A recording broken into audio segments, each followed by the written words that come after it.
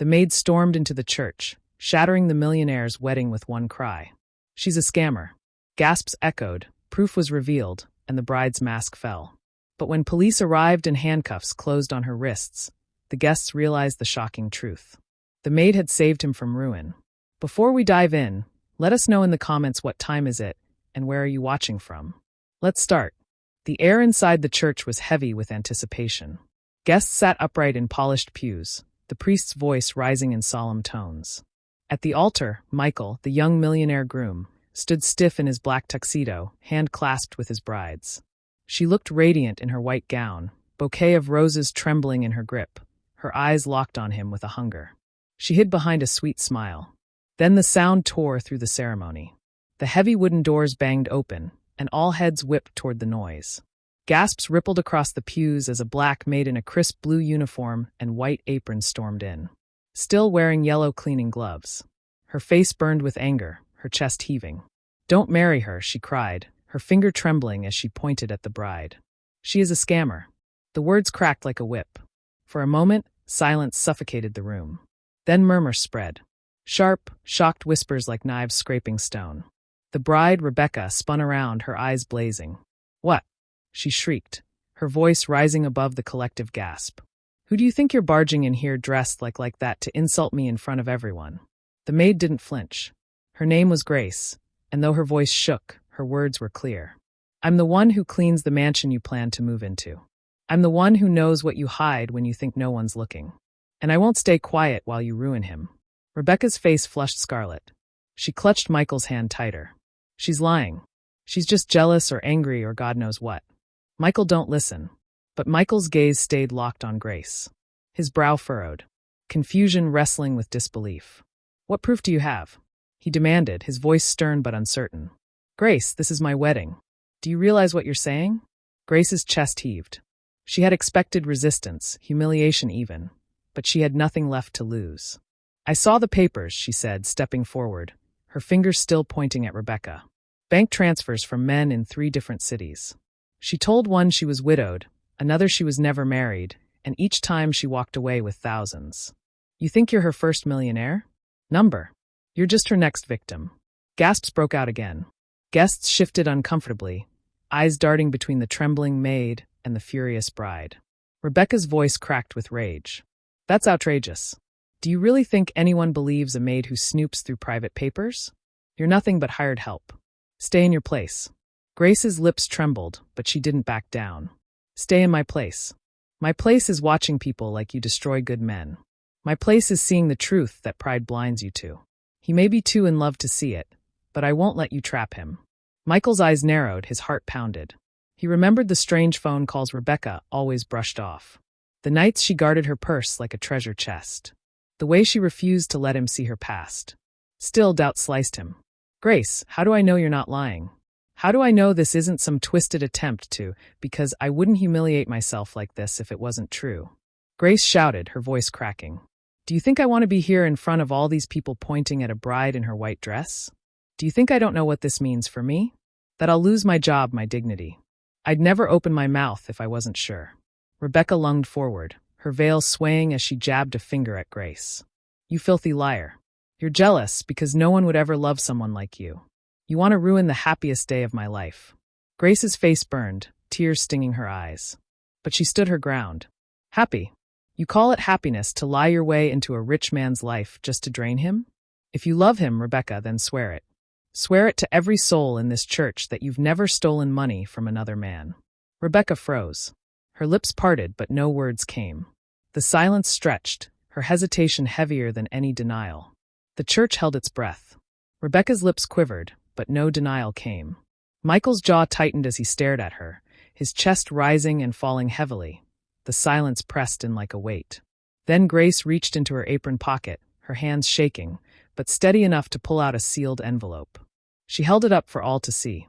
The yellow glove on her hand made the gesture even sharper, the contrast undeniable. "I didn't come here empty-handed," Grace said, her voice loud and cutting through the whispers. "This is what you dropped in the study 2 nights ago. An envelope full of cash transfers and a letter from another man, a man who thinks you're his wife. His name is James Lattimore. He wired you $5,000 just last month, and you hid it under your pillow. Gasps thundered across the pews. People turned to one another, some covering their mouths, others shaking their heads. The priest shifted uncomfortably, clutching his Bible tighter. Rebecca's face drained of color. That's not mine, she snapped, her voice cracking. She planted it. She's jealous and desperate, so she forged it. Grace cut her off, her voice trembling but firm. Then let him open it, Rebecca. Let Michael see it with his own eyes. The room erupted in murmurs again. Michael stretched out his hand, his eyes fixed on the envelope. Grace walked forward, her shoes clicking against the marble floor, and placed it in his palm. He tore it open slowly, every rip echoing like thunder. Inside, crisp bank slips fell into his hand, stamped with Rebecca's name, and beneath them a handwritten note folded twice. He unfolded it, his throat tightening as he read aloud. My dearest Rebecca, I know you said the Millionaire is almost yours now. Be careful not to slip up. When the time comes, take what you can and we'll leave this place together. I'll be waiting. As always, your James. The words turned the church into chaos. Gasps turned to cries, shouts to accusations. Rebecca lunged for the letter, screaming, It's fake. He is lying. She made it up. Michael's face darkened. His hand shook as he held the damning paper. Enough, he roared, his voice booming through the hall. The guests fell silent instantly. Stop lying, Rebecca.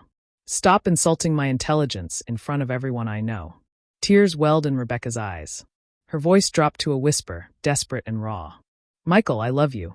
I was scared. I didn't know how to stop. I thought once I married you, I'd never have to cheat again. The words were poison. Grace's knees weakened at the audacity of it, at how casually she admitted it. The guests erupted again, half in shock, half in disgust. Michael's hand curled into a fist, his voice cracked with fury. You were ready to rob me blind and run away with another man. And you thought you could stand here in white and vow to love me? Rebecca sobbed, clutching at his sleeve, her bouquet falling to the floor, petals scattering. Please, Michael, don't do this. We can fix it. We can. But Michael ripped his arm away. There is nothing to fix. You fooled me long enough, but you will not fool me another day. Michael turned toward Grace, his eyes burning with both fury and gratitude. For a moment, the young millionaire looked at her not as the maid in uniform, but as the woman who had just saved him from ruin. If you hadn't spoken, Grace, I would have destroyed my life today. You risked everything to tell me the truth. Grace's lips trembled. I only did what was right. I couldn't let you walk into a trap.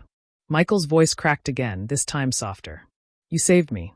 Rebecca collapsed onto the altar steps, her white gown pooling around her, sobs shaking her frame. No one moved to comfort her. The mask was gone. The truth was plain. Michael turned back to the priest. This wedding is over. Before anyone could leave, 2 police officers entered through the open doors, summoned by whispers from the guests. One of them picked up the envelope from the altar. Michael's voice was sharp. That's the proof. She tried to defraud me and others before me. Rebecca's sobs turned frantic. No, please, I didn't. But the officers pulled her to her feet, her bouquet crushed under their boots. The guests gasped as handcuffs clicked shut.